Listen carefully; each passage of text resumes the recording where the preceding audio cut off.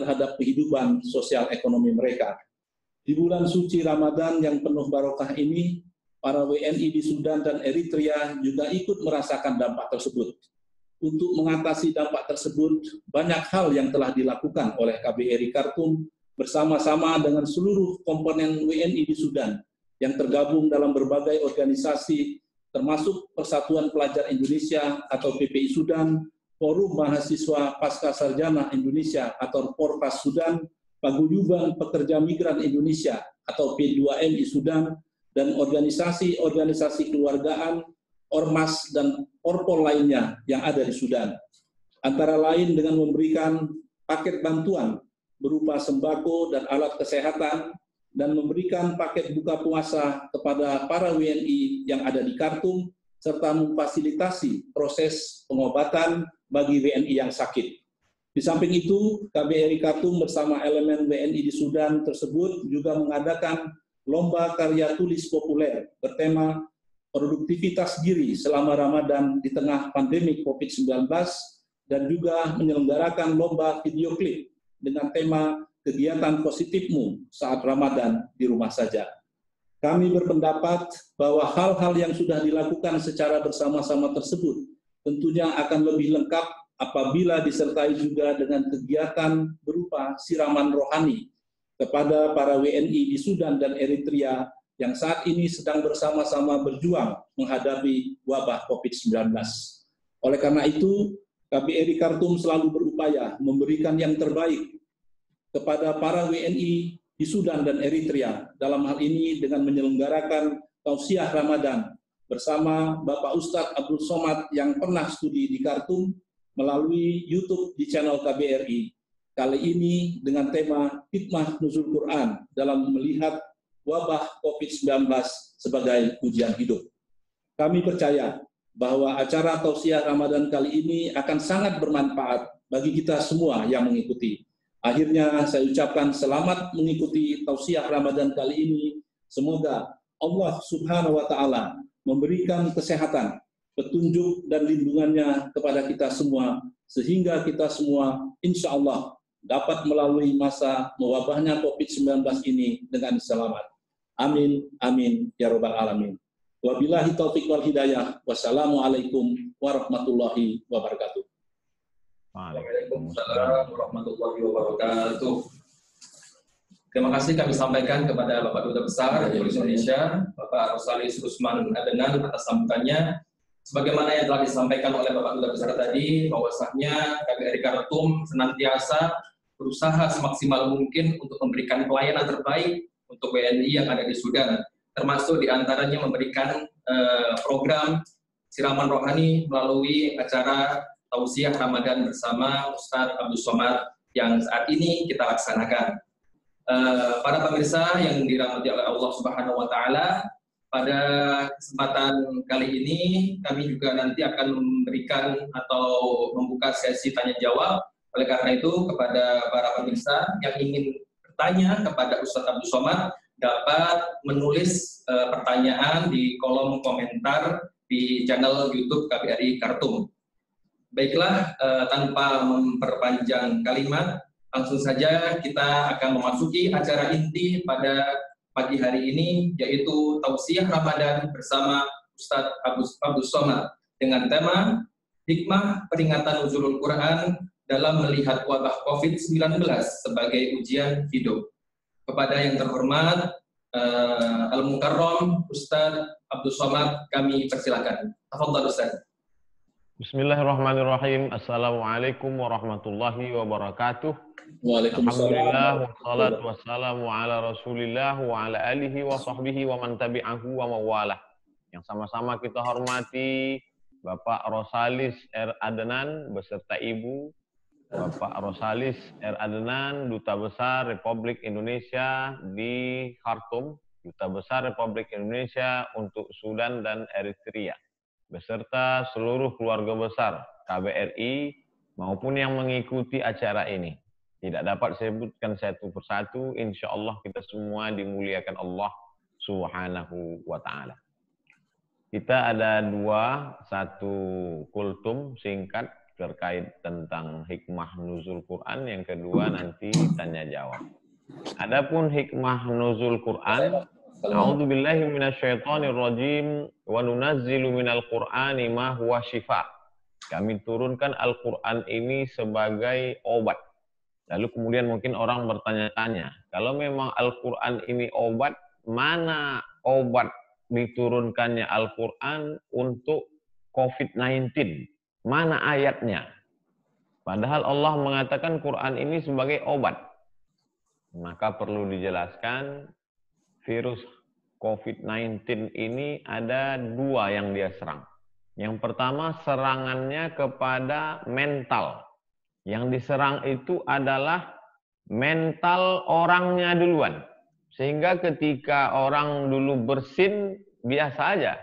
Sekarang orang ketika dia bersin, dia sudah mulai, ini jangan-jangan udah kena corona ini. Dulu orang batuk, biasa aja. Sekarang begitu orang batuk, wah ini jangan-jangan panas dingin ini kena corona ini. Padahal panas dingin karena lapar puasa, bisa juga. Oleh sebab itu yang pertama diserang itu mentalnya duluan. Ketika mental kita sudah kena, down. Kalau kita sudah down, imunnya turun, rendah.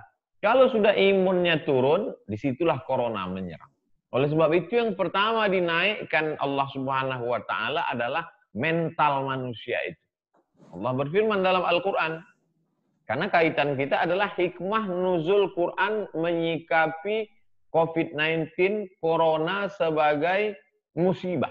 Ma asaba min musibatin fil ardi. Segala musibah yang terjadi di bumi, gunung meletus, gempa bumi, tsunami, au fi anfusikum, atau musibah yang terjadi pada dirimu, engkau sakit, engkau mati, engkau meninggal, engkau rugi, illa fi kitabin, semua itu tertulis di dalam buku program Allah Subhanahu wa Ta'ala. Jadi alam ini bukan terjadi tanpa rencana. Allah punya rencana, lalu kemudian ada hikmah di balik itu. Min qabli an nabra'aha, sebelum kami mewujudkannya ke alam nyata, kami sudah buat program. Kaila ta'sau ala ma fatakum, kalau kamu ditimpa musibah, kamu tidak terlalu berputus asa. Wala tafrahu bima atakum, dan kalau kamu mendapat nikmat, kamu juga tidak merasa bangga. Itulah hikmah dari kalau kita beriman kepada Allah sesuai dengan tuntunan Al-Quran.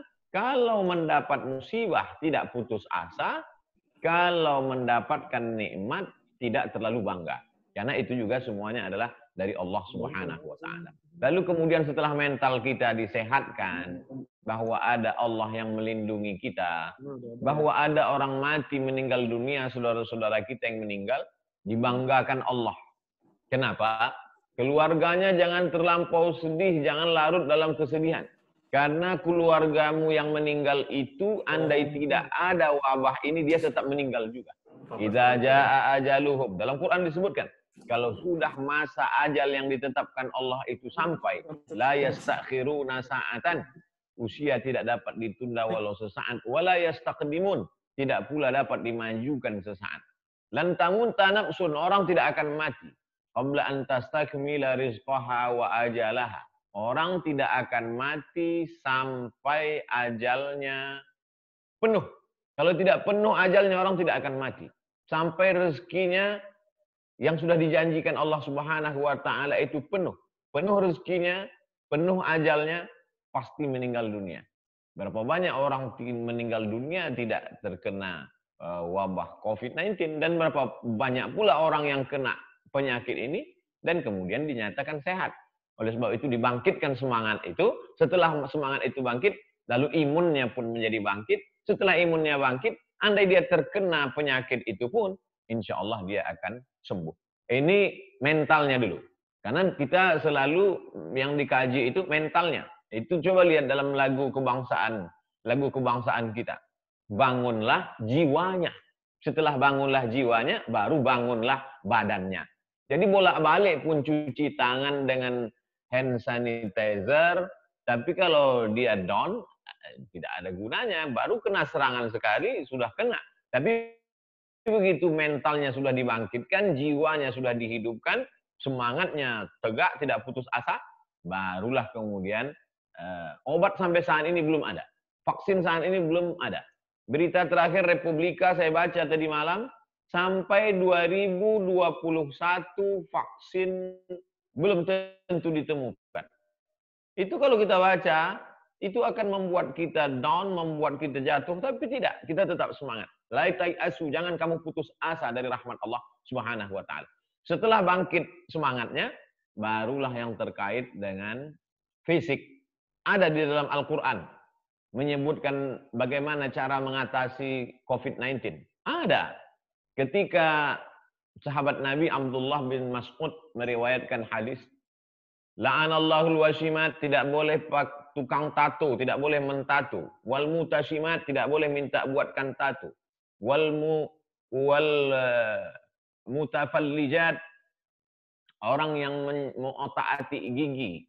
Wal mughayyirat, merubah ciptaan Allah Subhanahu wa taala. La'anallahul washimat, Allah melaknat yang tukang buat tato. Wal mutashimat, minta buatkan tato. Wal mutanammisat, mencabut, mencukur alis mata. Wal mutafallijat, merubah gigi. Wal mughayyirat, merubah ciptaan Allah. Datang seorang perempuan.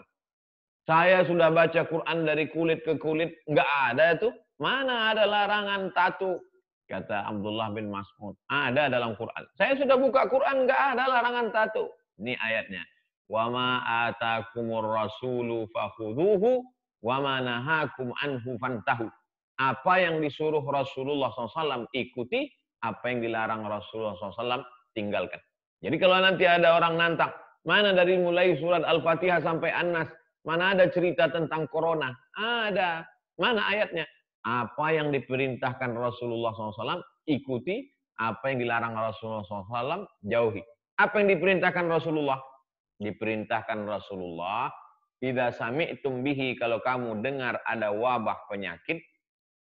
Tidak disebutkan wabahnya apa, tapi secara umum kalau kamu dengar ada suatu wabah, la taqdimu ilaihi, jangan datang ke tempat itu. Sekarang ada yang disebut dengan red zone, zona merah. Kalau kamu sudah tahu ada zona merah, jangan datang ke tempat itu. Dan tempat yang kena zona merah itu pula, kalau kamu berada di tempat itu, la takhruju firaram minhu, jangan keluar dari zona merah. Jangan datang ke zona merah, jangan keluar dari zona merah. Itulah yang disebut sekarang dengan lockdown atau social distancing atau PSBB. Hari ini kami di Indonesia, di Pekanbaru sedang PSBB. Dan di Khartoum pun saya yakin juga sedang lockdown. Nah, oleh sebab itu maka kedua-dua usaha ini kita laksanakan. Jadi apa yang dilaksanakan oleh KBRI Sudan, Eritrea dalam dialog ini juga salah satu membangkitkan semangat kita. Saya sudah berapa bulan meninggalkan Khartoum. 24 Desember saya sidang. Setelah itu meninggalkan. Jadi sudah 5 bulan tidak ketemu dengan Bapak Duta Besar beserta keluarga besar KBRI. Hari ini kita dipertemukan. Nampak logo Kedutaan Besar Republik Indonesia Khartoum, mengobati kerinduan, membangkitkan semangat baru, menyambung silaturahim. Andai tidak ada wabah corona ini, mungkin kita tidak buat acara seperti ini. Jadi ada hikmah-hikmah di balik ini semua, insya Allah. Kita pandang ini dengan positif. Kalau sudah kita bisa mempererat ukhuwah, kita bisa menyesuaikan diri, insya Allah kita pun akan diberikan kekuatan dan kesehatan. Saudara-saudara kita diberikan kesehatan. Dan Ramadan ini kita laksanakan dengan selamat sampai akhir. Sehingga kita menjadi insan-insan yang Qur'ani. Insan-insan yang akhlaknya, kata Aisyah, kana khuluquhul Qur'an. Lebih kurang 10 menit saya sampaikan. Itulah sebagai pengantar dialog kita. Selanjutnya saya serahkan kembali ke moderator. Terima kasih. Wassalamualaikum warahmatullahi wabarakatuh.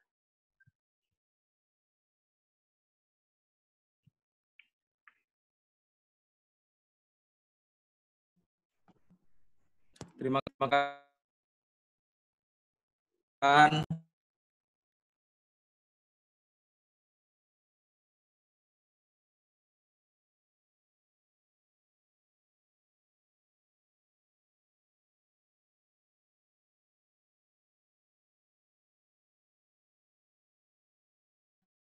Di sini ada beberapa hal yang sudah masuk pertanyaan untuk UAS. Yang pertama, Assalamualaikum warahmatullahi wabarakatuh, Pak Ustadz. Waalaikumsalam warahmatullahi wabarakatuh. Pak Ustadz, di sini kami mengalami penurunan semangat belajar karena kampus sudah lama ditutup oleh pemerintah Sudan karena wabah COVID-19. Bagaimana saran Ustadz agar semangat belajar kami yang ada di Sudan ini kembali memuncak meskipun di tengah wabah COVID-19? Tafadhal Ustadz. Kalau ada mahasiswa semangat belajarnya turun karena kampus tutup, itu tidak layak jadi mahasiswa. Cocoknya jadi anak TK saja. Karena yang belajarnya terikat dengan ruang kelas, itu hanya anak TK. Dan anak TK pun sekarang tidak belajar di kelas. Mereka belajar di sekolah alam. Siapa yang belajarnya terikat dengan dosen, dengan kelas, dengan semester, maka dia tidak layak disebut dengan talibul ilm. Talib itu diambil dari kata talaba. Talaba artinya mencari. Bahasa Inggrisnya student. Apa arti student? Tanya Pak Dubes. Beliau yang ahli bahasa Inggris, Pak Rosalis Adnan. Oleh sebab itu maka sifat karakter asli pelajar itu adalah talaba, mencari, bukan diberi. Kalau diberi itu anak TK. 1 tambah 1 sama dengan 2. 2 tambah 2 sama dengan 4. Itu anak TK. Tapi kalau mahasiswa, dia mencari. Kemudian di sampul disertasi itu, di sampul disertasi ditulis atau master bukan di situ ditulis talib, tapi bahis. Bahis. Bahis artinya research. Jadi dia adalah seorang peneliti. Jadi ruang kelas itu hanya 20%. Sisanya di luar adalah belajar.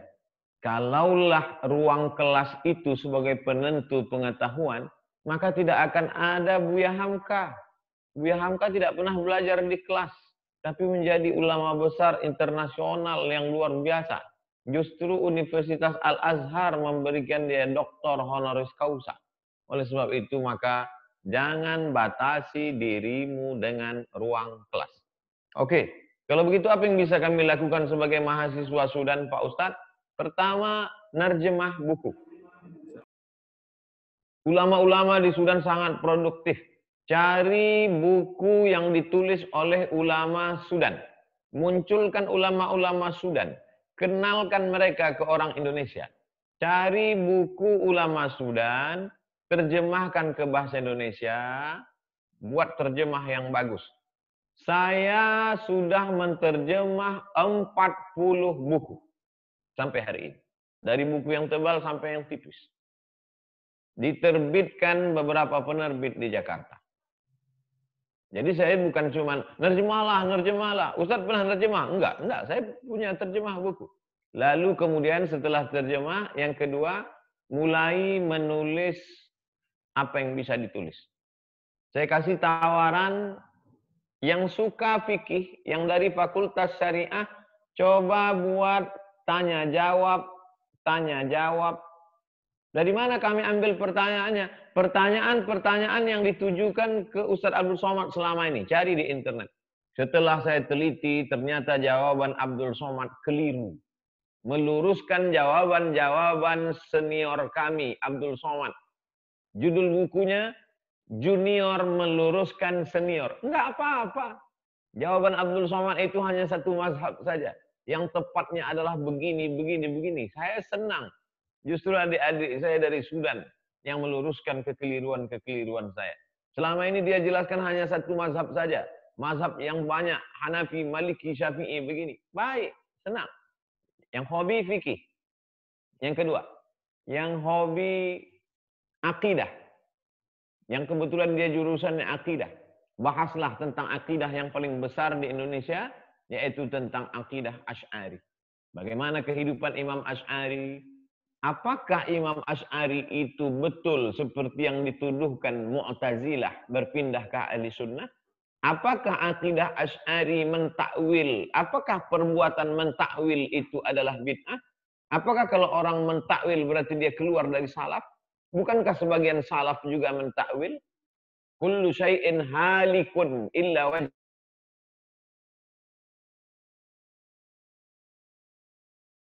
wajah Allah illa mulkuh. Wajhuh mulkuh. Lihat Sahih Al-Bukhari. Padahal Imam Bukhari juga kalangan salaf. Bukankah salaf itu akidahnya adalah tafwid? Fikih, akidah, akhlak. Yang ingin mengkaji tentang akhlak, kebetulan nanti malam kami akan membahas stasiun yang ke-45 di bulan suci Ramadan ini. Saya melockdownkan diri, lockdown, tidak ada ceramah sejak 15 Maret. Start 15-16 Maret, stop. 15 Mei ini berarti sudah 2 bulan. Tapi apakah berhenti saya tablik akbar? Tidak. Tetap kajian tiap malam. Sore streaming melalui program seperti ini dan malam, setiap malam kajian. Nanti akan khatam insya Allah pada tanggal 20 Mei insya Allah. Artinya jangan sampai mati langkah. Saya kasih 3 alternatif untuk adik-adik di sana. Pertama, kajian fikih. Kedua, kajian akidah. Ketiga, kajian akhlak. Tazkiyatun nafs, pensucian jiwa. Terjemah atau menulis buku. Jangan batasi ilmu hanya pada ruang kelas. Wallahu a'lam bishawab. Terima kasih Pak Ustadz atas jawaban dan juga motivasi yang telah diberikan oleh Pak Ustadz untuk teman-teman yang ada di Sudan. Selanjutnya Pak Ustadz, ini ada pertanyaan lagi dari sahabat KBR Khartoum atas nama Edo Juniadi. Assalamualaikum Pak Ustadz. Waalaikumsalam warahmatullahi wabarakatuh. Pak Ustadz, bagaimana agar puasa Ramadan kita maksimal meskipun hanya di rumah saja? Pak Ustadz, tafadhol Ustadz. Puasa di rumah itu justru maksimal. Karena kalau tidak ada corona ini, orang pergi ke mall. Di mall itu macam-macam. Di mall itu macam-macam. Orang akan pergi ke Afra. Orang akan pergi shopping. Oleh sebab itu, maka dengan adanya ini orang di rumah. Matanya terjaga, telinganya terpelihara, hatinya juga insya Allah. Karena kalau sudah khusyuk matanya, maka hati juga terjaga. Karena mata adalah jendela jiwa. Kalau jendela ditutup, dia tidak akan memandang kemana-mana. Ini Ramadan kali ini memang betul-betul Ramadan. Memang betul-betul Ramadan yang insya Allah berkesan. Nah, cuman yang jadi masalah, orang ketika tidak ada kegiatan, dia tidur. Nah, ini tidur ini pun jangan terlalu banyak. Karena nanti kita setelah mati baru tidur. Bagi yang amalnya soleh. Tapi bagi yang tidak, ya kena azab. Mempertanggungjawabkan segala perbuatan. Nah, oleh sebab itu, maka mesti ada apa kegiatan. Apa kegiatan yang mesti dibuat. Para warga negara Indonesia yang ada di Sudan, di Eritrea, tentu ada kegiatan-kegiatan yang bersifat pribadi, pekerjaan pokok yang bisa dilaksanakan, dilakukan, dikerjakan. Setelah itu baru ibadah yang sifatnya rutin. Memperbanyak khataman Quran. Saya harus 1 hari berapa juz. Yang belum pandai baca Quran, targetnya ini Iqra ini harus selesai. Pokoknya di Ramadan ini saya mesti bisa baca Quran. Kalau ada warga Indonesia tinggal di Sudan tidak bisa baca Quran, itu sama seperti pepatah Melayu ayam mati di lumbung padi. Di sanalah padi yang paling banyak. Artinya adik-adik kita. Bagaimana cara memahami Quran? Oh, saya sudah pandai baca Quran, Pak Ustadz. Bagaimana baca kitab kuning? Ramadan ini targetnya mesti selesai, khatam. Yang sudah pandai baca, bagaimana menghatamkan kitab? Ramadan ini, kitab ini mesti khatam. Jadi sebetulnya tidak ada mati langkah. Ketika kita sudah mati langkah, berakhirlah permainan. Main catur kalau sudah mati langkah, tutup aja papan catur. Habis. Kalau sudah papan catur ditutup, tidak ada beda antara raja dengan pion. Bersatu semuanya. Raja, pion, queen akan berada dalam tempat yang sama. Game is over. Permainan selesai. Wallahu a'lam bishawab. Subhanallah. Terima kasih Pak Ustadz. Jadi kuncinya dari pertanyaan yang kedua yaitu bersyukur Pak Ustadz ya? Ya. Dengan segala kondisi dan keadaan yang ada. Kembali mengingatkan kepada para pemirsa yang dirahmati oleh Allah Subhanahu wa taala yang ingin bertanya kepada Pak Ustadz Abdul Somad bisa menuliskan pertanyaan di kolom komentar KBRI Khartoum. Sebelum ada pertanyaan, saya mau bertanya ke Pak Dubes tentang bagaimana situasi kondisi pelajar, mahasiswa, dan masyarakat Indonesia di Khartoum saat ini. Terima kasih Pak Ustadz. Seperti saya sampaikan tadi di sambutan saya tadi, memang sekarang itu dengan diberlakukannya lockdown atau pembatasan sosial berskala besar, jelas ruang gerak para WNI kita di sini termasuk kawan-kawan mahasiswa itu sangat terbatas. Tapi apa yang saya sampaikan sebelumnya, KBRI terus melakukan secara bersama-sama dengan memberikan bantuan.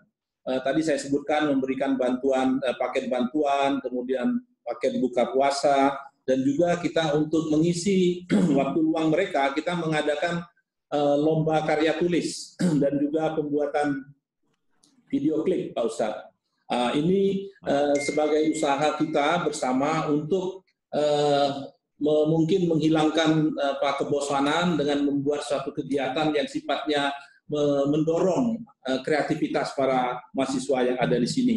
Lomba karya tulis ini tidak hanya diikuti oleh para mahasiswa, tapi juga para pekerja migran kita, Pak, karena mereka juga menyatakan tertarik untuk kegiatan-kegiatan seperti ini. Mengenai bantuan paket itu kita berikan kepada kawan-kawan mahasiswa yang membutuhkan, dan kita sudah membuat template permohonan permintaan, Pak. Sebelumnya kita semua organisasi itu kita berikan paket berupa sembako dan juga alat kesehatan dan juga pulsa telepon kepada ketua para organisasi. Dan paket buka puasa itu kita berikan kepada kita tercatat mahasiswa dan PM itu 1.200 orang, Pak. Jadi kita bagi 4 minggu, setiap minggu itu 300 orang, 300 paket buka puasa, dan kita sudah serahkan 600, dan nanti minggu ketiga 300 dan minggu keempat 300. Paket buka puasa ini disiapkan oleh teman-teman kita mahasiswa. Jadi kita uangnya dari KBRI dan mereka menyiapkan. Jadi acaranya ini dari kita untuk kita, Pak. Dengan begitu di samping membantu mereka membuat kegiatan selama Ramadan ini, juga membantu mereka secara bantuan dalam arti memberikan sembako dan juga buka puasa, yang mana sebagian mereka tadinya sudah ada kegiatan, Pak Ustadz, dan sekarang dengan adanya lockdown ini mereka kegiatannya agak berkurang. Saya kira itu, Pak. Saya pernah hidup di Sudan, saya tidak membaca berita tapi merasakan sendiri bagaimana menanamkan kecintaan kepada Republik Indonesia walaupun sudah tinggal jauh dari Indonesia. Bapak Duta Besar beserta keluarga besar Kedutaan Besar Republik Indonesia membuat sebuah program seminar Cinta Tanah Air. Waktu itu saya beserta Pak Dubes memberikan materi. Bagaimana supaya alumni-alumni Sudan ini ke depannya pulang tidak hanya dipandang orang sebagai guru ngaji, tapi juga punya penghasilan hidup. Maka didatangkan motivator dari Indonesia, entrepreneur, diberikan pelatihan-pelatihan. Lalu kemudian setiap bulan pula mahasiswa Indonesia diundang beserta warga negara Indonesia, didatangkan ke KBRI, disediakan bis jemputan untuk ada pengajian silaturahim. Jadi saya melihat sendiri, saya tidak ragu sedikit pun. Dan kebahagiaan saya ketika saat COVID-19 ini ternyata ada mahasiswa mendapatkan paket bantuan.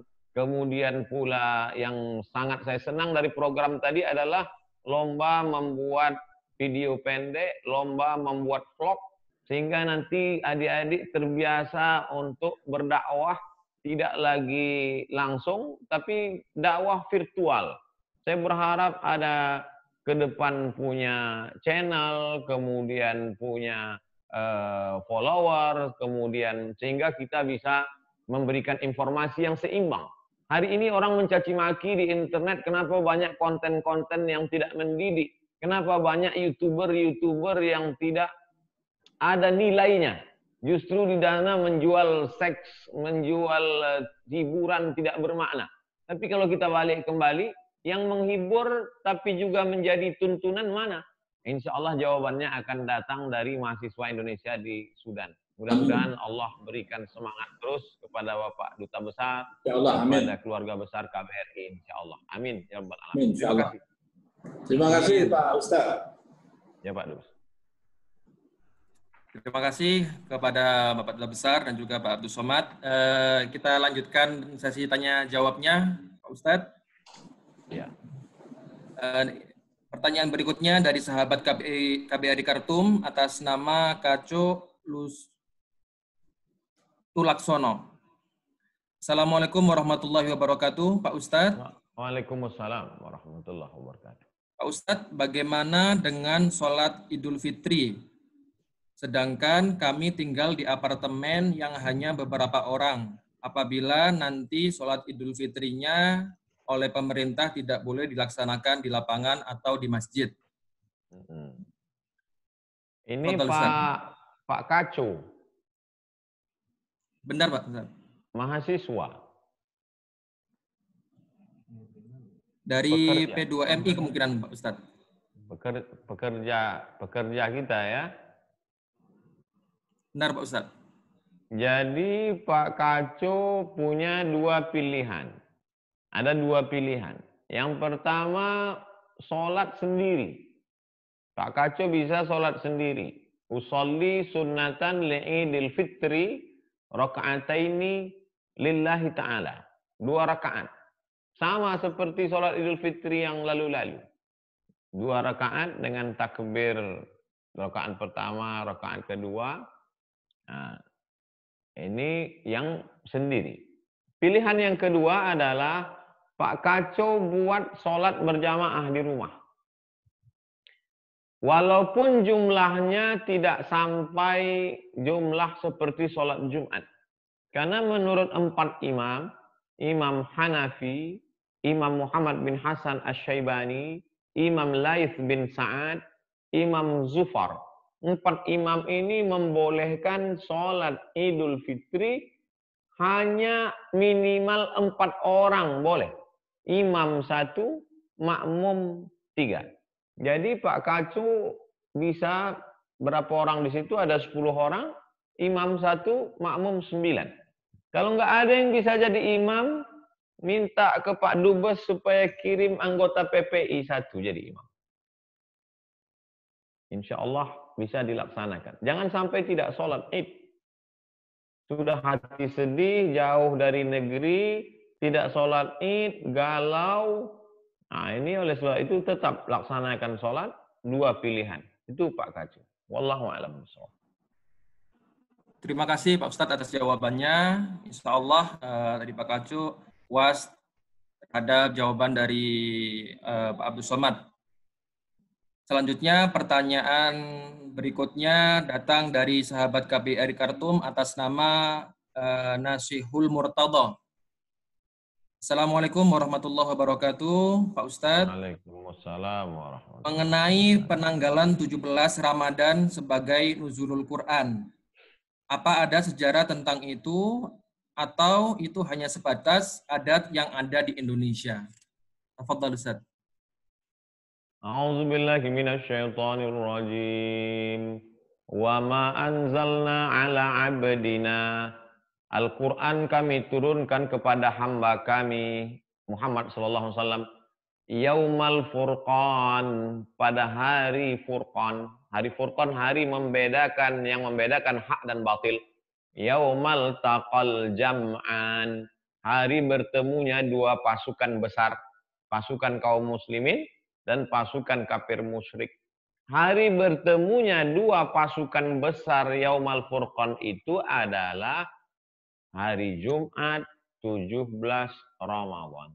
Itulah dalil mazhab Syafi'i mengatakan Quran itu turun 17 Ramadan.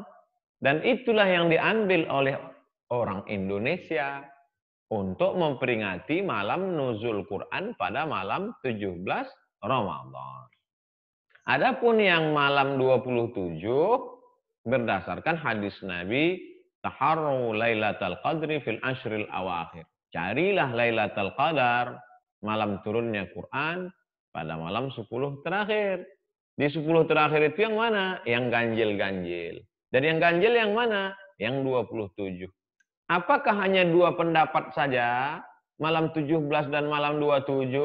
Enggak. Ada yang menyebut malam pertama, ada yang menyebut malam ketiga, ada yang menyebut malam kelima, ada yang menyebut malam ketujuh, ada yang menyebut malam ke-9, ada yang menyebut malam. Jadi 17 dan 27 itu adalah salah satu dari beberapa pendapat ulama. Kami mau lihat detailnya di mana Pak Ustadz? Dalam tafsir Ibnu Katsir. Namanya tafsir Al-Quranil Azim. Pendapat 1, pendapat 2, pendapat 3, pendapat 4, pendapat 5, pendapat 6. Indonesia milih pendapat yang 17. Wallahu a'lam bishawab. Alhamdulillah. Terima kasih Pak Ustadz atas jawabannya. Selanjutnya pertanyaan dari sahabat KBRI Khartoum atas nama Miqdad Rahman. Assalamualaikum warahmatullahi wabarakatuh. Waalaikumsalam warahmatullahi wabarakatuh. Untuk masalah iktikaf, bagaimana Ustadz untuk keadaan seperti saat ini? Terima kasih Ustadz. Tafadhal Ustadz. Yang pertama, bahwa hukum iktikaf ini sunnah. Bukan wajib, bukan fardu, bukan fardu ain, bukan fardu kifayah. Sunnah. Dilaksanakan baik, tidak dilaksanakan, tidak apa-apa. Yang kedua, sekarang kita pada saat darurat, emergensi, bukan suasana normal. Jangan merasa berdosa melakukan sesuatu, tidak melakukan sesuatu yang diwajibkan Allah SWT, meninggalkan sesuatu yang tidak wajib. Jangan merasa berdosa. Nah, dalam hal darurat seperti ini, kita pilih pendapat yang paling rendah. Iktikaf itu syaratnya 2. Di masjid jami, masjid yang ada subuh, zuhur, asar, maghrib, isya, dan jami, ada Jumatnya. Yang kedua, di masjid saja yang nggak ada jaminya. Masjid yang ada sholat fardu. Sekarang kita nggak bisa ke masjid dan nggak bisa ke masjid jami. Ada satu lagi. Masjid jami, masjid saja nggak ada jaminya. Musolla al-bait. Musolla al-bait adalah tempat sholat di dalam rumah. Di dalam rumah itu mesti ada, kita khususkan satu tempat sholat. Namanya musolla al-bait. Ustadz, kami tinggalnya di rumah kos-kosan. Rumah kami bukan besar, ada ruang-ruang yang banyak. Cuman ada dapur, kamar mandi, kamar tidur, ruang tamu. Di ruang tamu itu buat gelar satu sajadah, jadikan sebagai musolla al-bait, maka menurut mazhab Hanafi, boleh iktikaf di musolla al-bait. Pendapat ini pendapat terendah, tapi bisa kita pakai pada saat ini. Supaya kita menjadi tetap kuat. Oleh sebab itu, alternatifnya adalah buat satu tempat khusus. Ini untuk persiapan 10 terakhir Ramadan.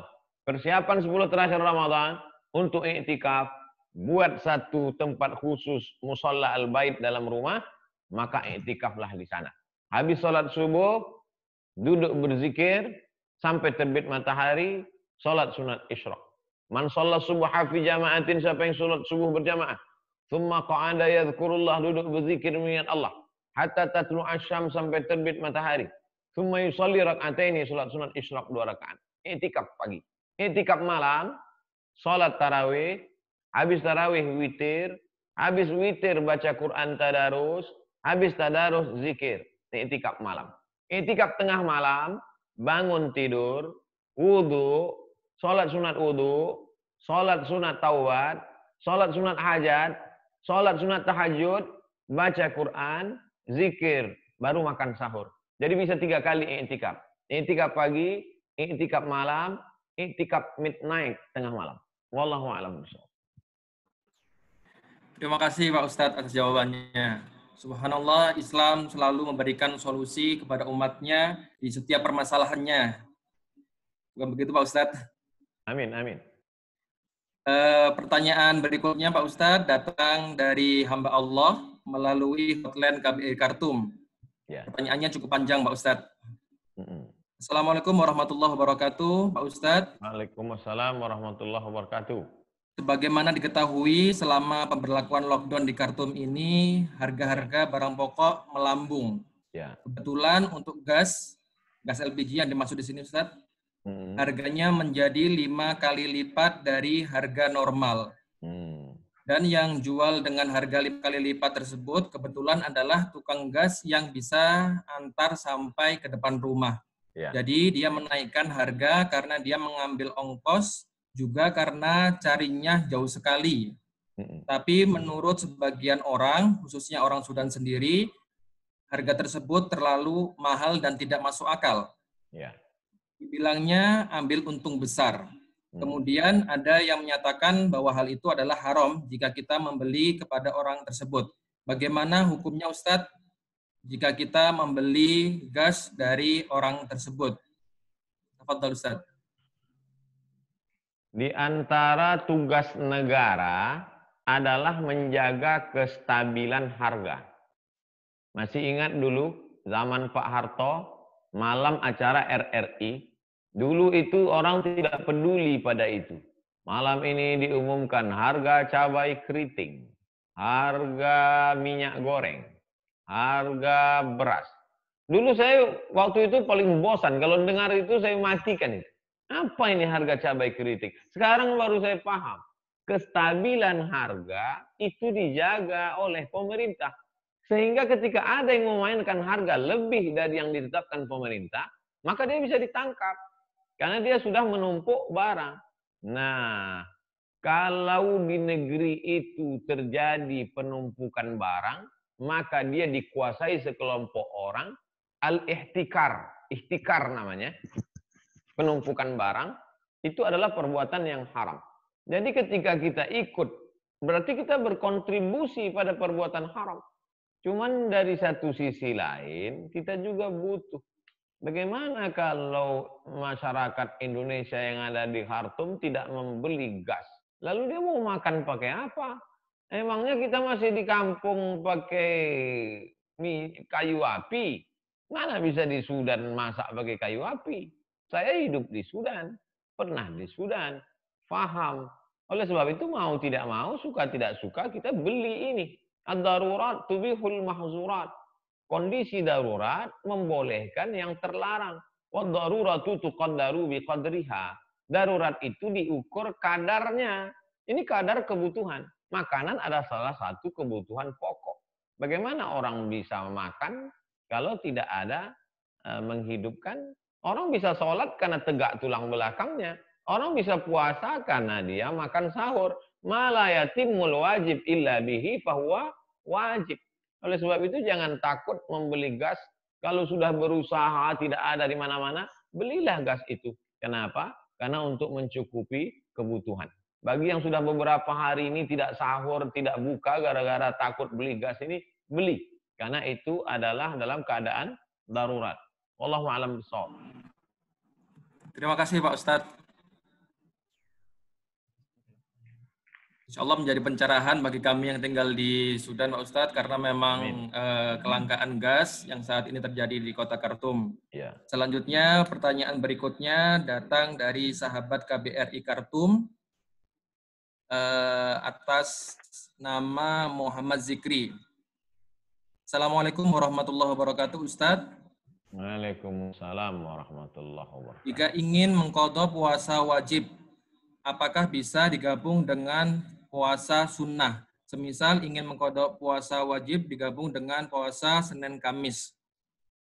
Tafadhal Ustaz. Man shoma Ramadan, siapa yang puasa Ramadan, summa atba'ahu sittan min Syawal, diiringi 6 hari di bulan Syawal. Kana kasiyamid dahri, dapat pahala seperti puasa setahun. Yang paling afdal untuk Syawal nanti adalah qadha yang tinggal kemarin. Ibu-ibu, adik-adik, mahasiswi yang kemarin tinggal puasanya di Ramadan 7 hari, nanti begitu masuk bulan Syawal, qadha dulu yang 7 hari, setelah itu baru puasa 6 hari. Itu yang paling afdal. Tapi kalau dia tidak mampu, maka dia niat qadha saja 6 hari di bulan Syawal.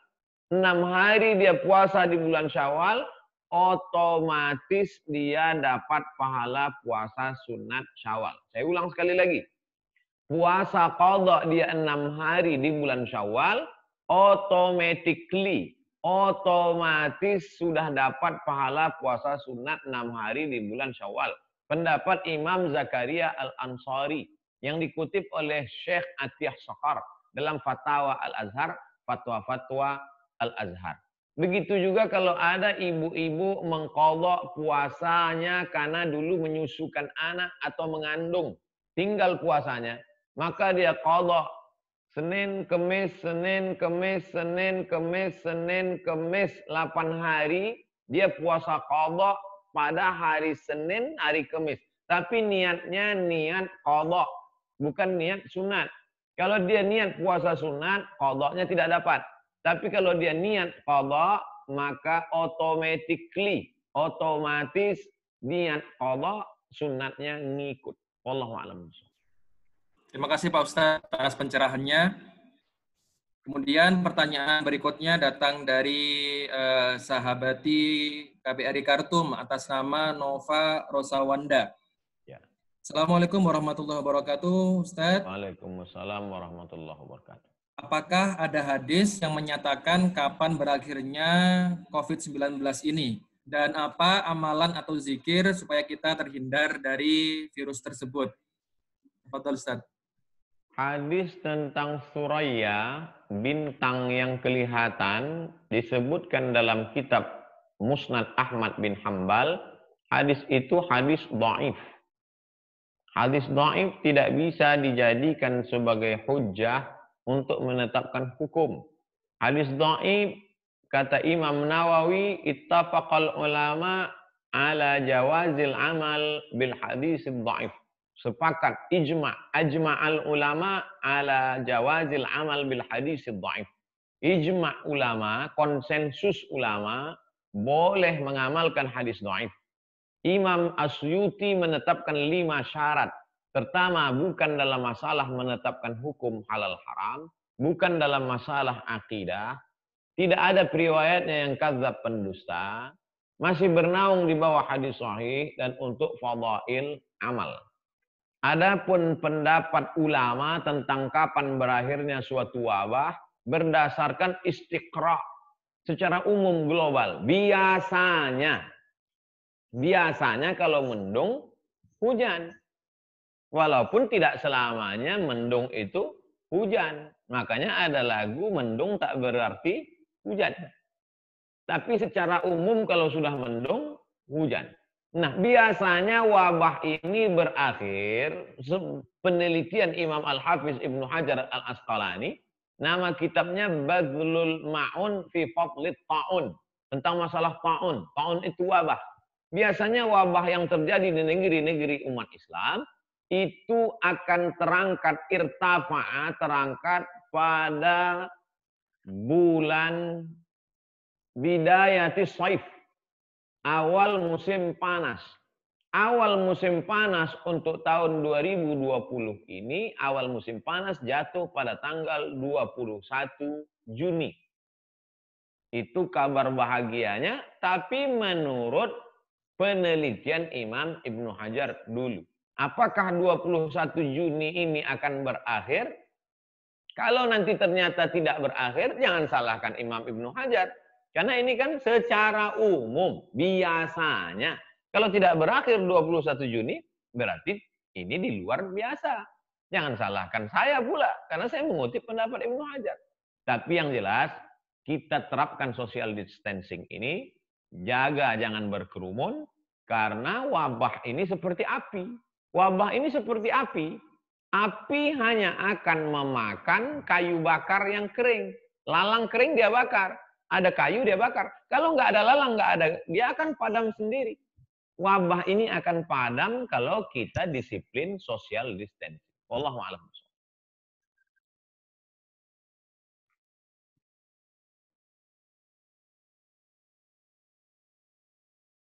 Dari WNI di Sudan, dari PE2MI. Assalamualaikum warahmatullahi wabarakatuh, Ustaz. Waalaikumsalam. 2 tahun terakhir puasa saya tidak pernah full, karena tahun pertama saya hamil dan tahun kedua saya menyusui. Tahun ini alhamdulillah saya sudah bisa puasa full. Pertanyaan saya masih memiliki hutang puasa pada tahun lalu dan 2 tahun sebelumnya. Apakah saya harus membayar fidyah untuk hutang puasa 2 tahun terakhir atau tidak? Saya masih bingung tentang hukum antara wanita hamil dan menyusui. Mohon pencerahannya, Ustaz. Tafadhal, Ustaz. Ibu ingat baik-baik. Pendapat yang pertama mengatakan puasa ibu hamil atau menyusui anak, puasa yang tinggal dulu hanya bayar qadha saja. Pendapat pertama, qadha saja. Pendapat yang kedua, ibu hamil dan menyusui, kalau dia dulu tidak puasa, hanya fidyah saja. Bertolak belakang. Yang satu mengatakan qadha saja, yang satu mengatakan fidyah saja. Pendapat yang ketiga, mazhab Syafi'i. Ini pendapat yang saya amalkan. Ini yang saya sampaikan ke jamaah. Kalau tidak puasa karena dirinya, ibu tidak puasa karena diri ibu, karena ibu lemah, karena tidak mampu, maka ibu qadha saja. Tapi kalau ibu tidak puasa karena ada unsur anaknya, ibu dan anak, ada unsur ekstern, maka ibu kena dua. Qadha dan bayar fidyah. Saya lebih pilih pendapat ini karena lebih ihtiyat, lebih hati-hati dan lebih selamat. Oleh sebab itu saya anjurkan ibu pakai pendapat ini, tetap qadha dan tetap bayar fidyah. Karena ada unsur anaknya. Kalau tak ada unsur anak, ibu qadha saja. Kalau ibu merasa berat, 1 tahun 30 hari. 2 tahun 30 hari. Gimana saya membayar 60 hari ini Pak Ustadz? Ibu konsisten puasa Senin Kemis. Niatnya niat qadha. Senin Kemis, Senin Kemis, Senin Kemis, Senin Kemis. 8 hari dalam sebulan. Kalau ibu istiqomah saja 10 bulan ini, ibu sudah membayar 80 hari. Hutang ibu cuma 60, maka ibu tetap dapat pahala puasa sunat. Yakin, istiqomah, habis bulan Ramadan ini, di Syawal nanti ibu start puasa Senin Kemis. Maka insya Allah belum sampai 10 bulan sudah lunas. Badan sehat, berat timbangan teratur, belanja irit, qadha lunas. Wallahu a'lam. Jazakumullah khairan Pak Ustadz atas pencerahannya. Insya Allah dapat diterima oleh Ibu dari P2MI. Selanjutnya Pak Ustadz ada pertanyaan dari sahabat KBRI Khartoum atas nama Saudara Yan Fathur Rahman. Assalamualaikum warahmatullahi wabarakatuh Ustaz. Waalaikumsalam warahmatullahi wabarakatuh. Bagaimana hukumnya jika kita membayar zakat tapi kita langsung memberikan ke warga yang membutuhkan dengan kita niat zakat dan tidak membayar zakat ke panitia zakat? Tafadhal Ustaz. Kalau zakat fitrah itu sunnahnya langsung. Habis sholat subuh pada 1 Syawal, jadi waktu mau sholat subuh itu sudah siap ini 4 mud 1 sok. Sudah siap. Jadi begitu selesai sholat subuh, langsung diserahkan makanan pokok ke fakir miskin. Ini zakat fitrah saya. Karena tujuan zakat fitrah adalah ughnuhum lihadzal yaum, supaya pada hari pagi 1 Syawal itu Dia tidak minta-minta lagi. Itu tujuannya. Jadi zakat fitrah asalnya tidak pakai amil. Tapi kalau itu dilaksanakan di Indonesia sekarang, bahaya. Kalau saya suruh semua jamaah, jangan pakai amil, serahkan aja langsung. Nanti ada satu fakir miskin yang dapat beras 5 goni. Karena dia banyak follower. Tapi ada nanti satu fakir miskin yang nggak dapat sama sekali karena dia nggak punya kenalan. Makanya untuk amannya diserahkan ke amil. Nah, jadi menyerahkan zakat secara langsung itu hukumnya sah. Tapi untuk lebih, saya tidak tahu. Saya berharap di Sudan pembayarannya dikoordinir. Ada koordinatornya amil supaya lebih merata. Pemerataan. Sebab kalau semua masing-masing bayar sendiri, nanti ada yang nggak dapat, kasihan. Wallahu a'lam. Terima kasih Pak Ustadz atas pencerahannya. Dan alhamdulillah dari KBRI Khartoum telah membentuk panitia amil zakat 1441 Hijriah Pak Ustadz. Alhamdulillah. Dan kami juga menghimbau kepada para WNI yang ada di Sudan, kalau misalkan ingin menyalurkan zakatnya, bisa melalui panitia zakat KBRI Khartoum. Ya. Termasuk zakat mal juga. Mohon izin Pak Ustadz, ini ada pertanyaan berikutnya dari sahabat KBRI Khartoum atas nama Ilman Maulana. Assalamualaikum warahmatullahi wabarakatuh, Pak Ustadz. Waalaikumsalam warahmatullahi wabarakatuh. Apakah boleh zakat fitrah dibayarkan kepada saudara yang berada di negara lain dan negara tersebut sedang mengalami kesulitan ekonomi? Betul, Ustaz. Zakat itu dibayarkan tu'khadhu min aghniyaihim wa turaddu ala fuqaraihim. Tu'khadhu min aghniyaihim, diambil dari orang yang kaya yang mampu di negeri itu, wa turaddu ala fuqaraihim, diserahkan kepada yang tidak mampu di negeri itu juga. Maka haram hukumnya membawa zakat itu lebih dari jarak qasar salat. Jarak qasar salat 89 km. Ada sebagian menyebut 82. Saya pakai yang 89. Jadi ada radius 8 itu tak boleh. Kecuali ring 1 itu sudah dapat semua. Makanya orang di Saudi Arabia, di Qatar, ada yang zakatnya dikirim ke Bangladesh, dikirim ke Indonesia. Kenapa begitu? Karena yang ring 1 itu sudah cukup kaya semua. Tapi kalau tidak, maka kita cukupi yang sekeliling kita ini. Ini tentang masalah zakat, baik zakat fitrah maupun zakat mal. Wallahu a'lam. Terima kasih Pak Ustadz. Selanjutnya ada pertanyaan dari sahabati KBRI Khartoum atas nama Ayu Widyanita. Assalamualaikum warahmatullahi wabarakatuh, Ustadz. Waalaikumsalam. Apakah orang yang puasa dalam keadaan istihadhah itu wajib mengqadha puasanya nanti setelah Ramadan? Fadhal Ustaz. Darah menstruasi normalnya 7 hari. Batas ambang maksimal normal 15 hari. Kalau hari ke-16 tidak juga berhenti, maka dia tetap mandi. Mandi lepas dari haid, mandi besar. Dan di hari ke-16 itu dia tetap puasa. Saya sudah tulis. Bagi yang bawa handphone, coba buka Google. Buka Google, tulis di situ tulis di situ Somat Moroko. Somat Moroko spasi istihadhah. Somat Moroko spasi istihadhah. Sudah? Nah, ini dapat tulisannya paling atas.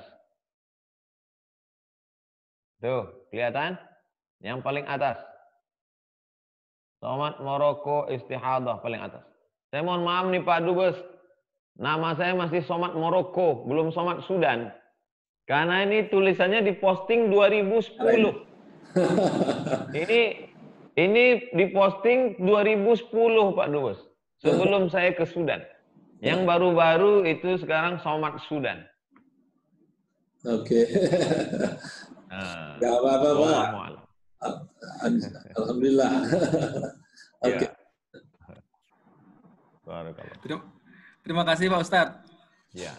Kami mengharapkan nanti alumni Sudan ke depan bisa mengikuti jejak dari Pak Ustadz, bisa memberikan pencerahan dan juga manfaat bagi umat ke depannya Ustadz. Amin, amin. Selanjutnya Pak Ustadz, sebelum kita melanjutkan pertanyaan berikutnya, mohon izin Pak Ustadz, masih ada beberapa pertanyaan, tapi kami ingin bertanya pada Pak Ustadz, ada berapa waktu lagi Pak Ustadz? Untuk kesempatan para sahabat KBRI Khartoum memberikan pertanyaan. Sekitar 15 menit. Baik Pak Ustadz, kami kira 2 jam atau 3 jam lagi Pak Ustadz. Barakallah. Mohon izin Pak Ustadz, kami melanjutkan lagi pertanyaan dari sahabat KBRI Khartoum atas nama Muhammad Taufik Kurrahman. Ya. Assalamualaikum warahmatullahi wabarakatuh Ustadz. Waalaikumsalam warahmatullahi wabarakatuh. Bagaimana hukum orang yang meninggalkan puasa wajib dengan sengaja dikarenakan belum dapat hidayah? Apakah wajib mengqadha puasa wajib tersebut atau tidak perlu Ustadz? Tafadhal Ustadz. Orang yang tidak melaksanakan syariat Islam, maka ulil amri memanggil dia.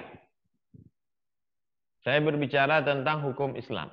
Ulil amri memanggil orang yang tidak melaksanakan syariat Islam. Lalu dia ditanya, mengapa kamu tidak puasa? Kalau dia berkata, saya tidak puasa karena puasa itu buang-buang waktu saja. Puasa itu hanya nyiksa-nyiksa diri saja. Puasa itu omong kosong. Maka dia diminta bertaubat 3 hari. Bertaubat dia hari ini, hari Senin. Bertaubat 3 hari. 3 hari tidak taubat, maka dipancung kepalanya. Karena berarti dia murtad. La yahillu damu mri'in muslim illa bi ihda salas. Tidak halal darah orang ditumpahkan kecuali melakukan 3. Yang pertama, an-nafsu bin nafsi, pembunuh. Yang kedua, as-sayyibuz zani, pezina sudah menikah. Yang ketiga, at-tariku lidinihi al-mufariqu lil jamaah, orang yang murtad, halal darahnya. Di antara sebab orang murtad mengingkari syariat Islam. Makanya zaman Abu Bakar, orang yang tidak mau bayar zakat itu diperangi.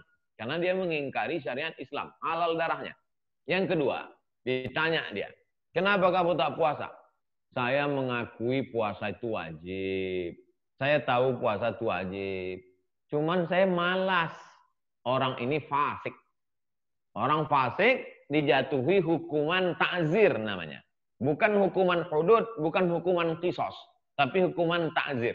Hukuman ta'zir itu tidak ditentukan jumlahnya dalam Quran, tapi bermusyawarah ulil amri dengan ulama. Kira-kira ini cocoknya dicambuk pakai rotan, pakai pelepah korma berapa kali. Hukuman ta'zir namanya. Diberikan efek jerah. Lalu orang yang meninggalkan puasa itu, apakah dia wajib mengqadha puasanya? Wajib dia mengqadha puasanya. Setelah dia taubat nasuha, maka puasa yang lalu-lalu wajib diqadha. Wallahu a'lam. Syukran Ustadz atas pencerahannya. Berikutnya Pak Ustadz, ada pertanyaan dari P2MI, sahabat KBRI Khartoum, yang menanyakan, Assalamualaikum warahmatullahi wabarakatuh Ustadz. Waalaikumsalam warahmatullahi wabarakatuh. Bagaimana cara supaya Allah Subhanahu wa taala memaafkan kita terhadap kezaliman kita kepada teman atau saudara kita, apalagi jika saudara kita tidak tahu kesalahan kita? Terima kasih Ustadz. Tafadhal Ustadz. Wasari'u ila maghfiratin min rabbikum wa jannatin 'arduha as-samawati wal ardu 'indal lil muttaqin. Bersegeralah kamu kepada ampunan Allah dan surga yang luasnya seluas langit dan bumi. Dijanjikan untuk orang yang bertakwa. Sifat orang yang bertakwa, alladzina yunfiquna fis saraa wad dara, bersedekah pada saat lapang dan sempit. Wal kaziminal ghaiz, menahan amarah. Wal afina 'anil nas, memaafkan orang. Oleh sebab itu kita disuruh memaafkan orang lain. Lalu kemudian kita juga disuruh meminta maaf. Mana dalilnya minta maaf? Saya sudah buka Quran dari An-Nas sampai Al-Fatihah, nggak ada ini disuruh, nggak ada minta maaf. Wa ma'atakumur rasulu fakhudhu. Lihat hadis Nabi. Dalam hadis Nabi minta maaf. 5 hari sebelum meninggal dunia, hari Rabu, Nabi naik ke atas mimbar minta maaf. Man kuntu jalatu lahu zahran, siapa yang pundaknya pernah aku cambuk, aku minta maaf. Falyastaqid minhu, silakan balas, ini pundakku cambuk.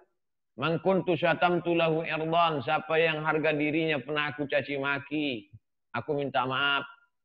Hadza irdi, ini harga diriku, silakan balas.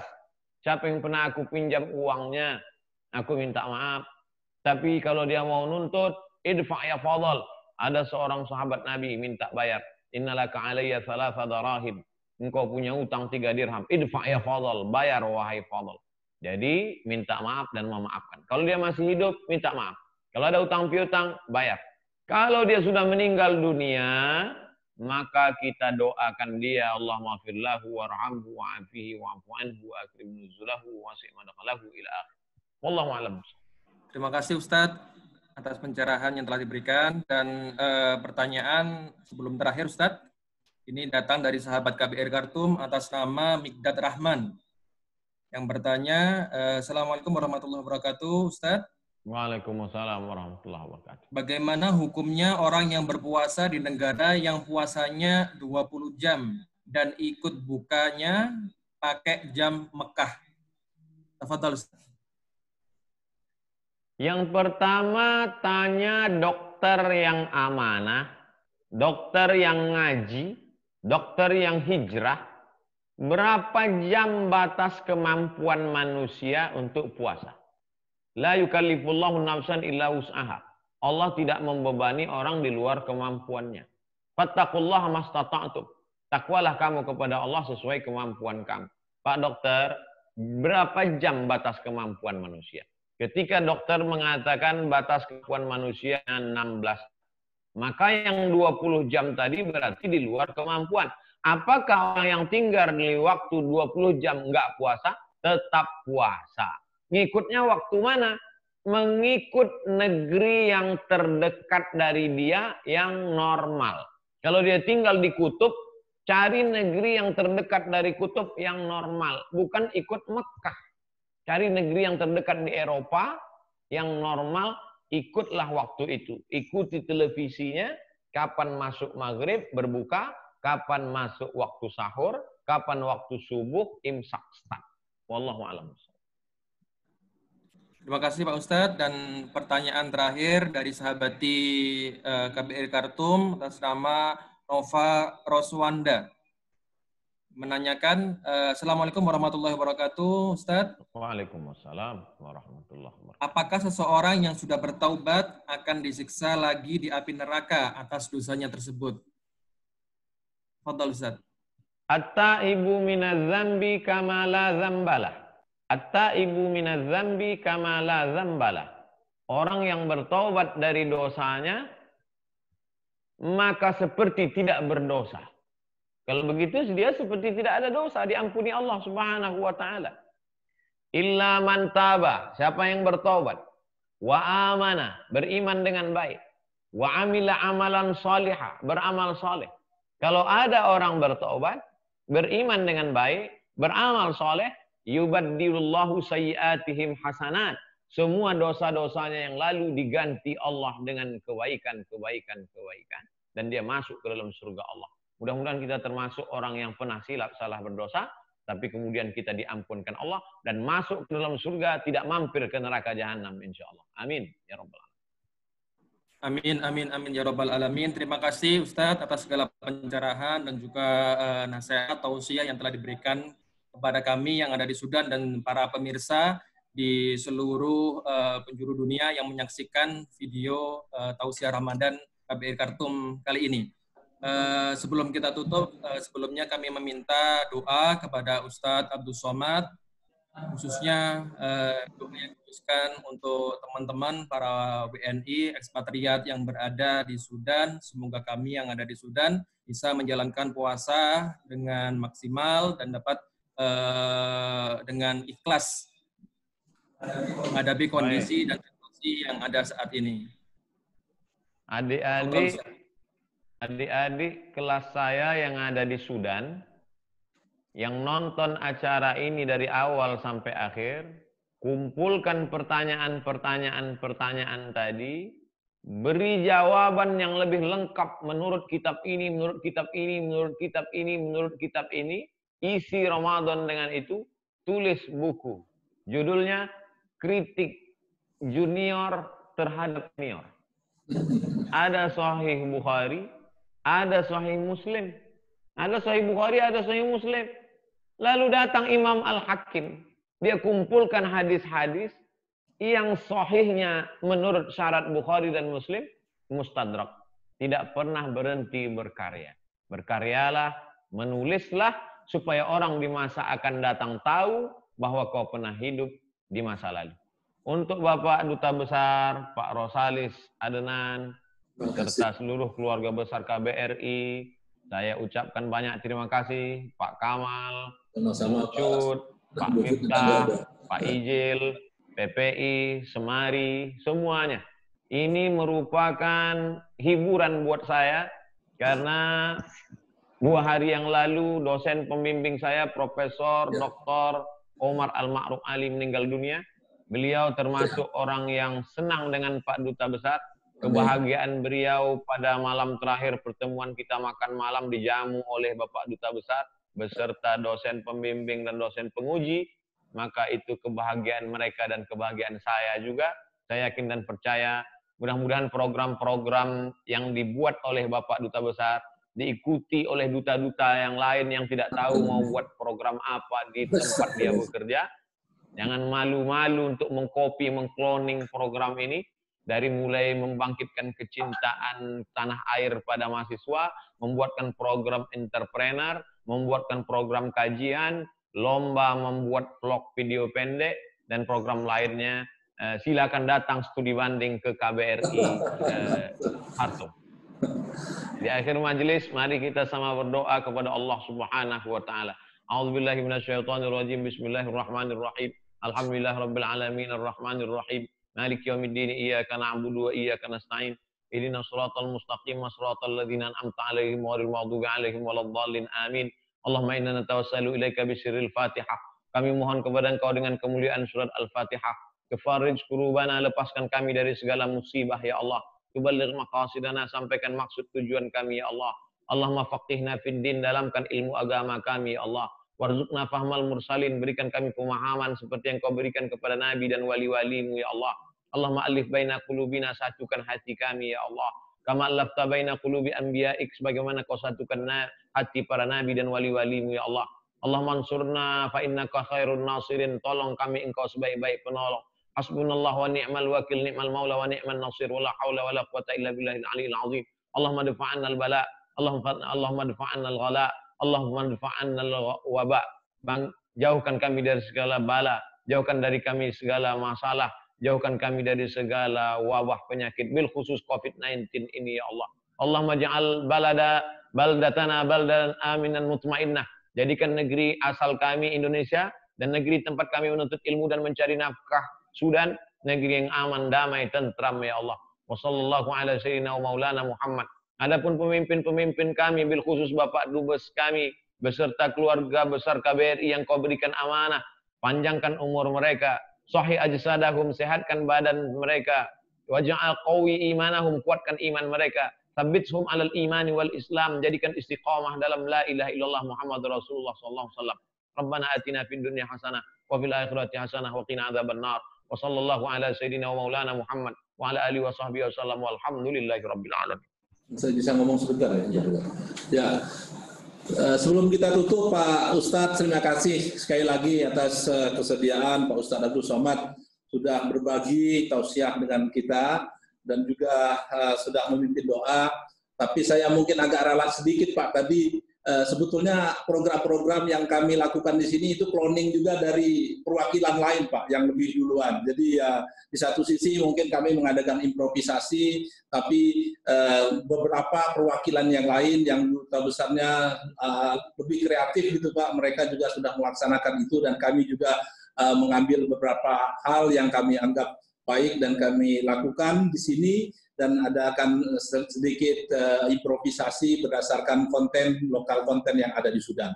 Saya kira itu Pak Ustadz, terima kasih banyak Pak atas kesediaannya. Sekali lagi doa kami semua semoga Pak Ustadz juga selalu sehat ke depan, insya Allah.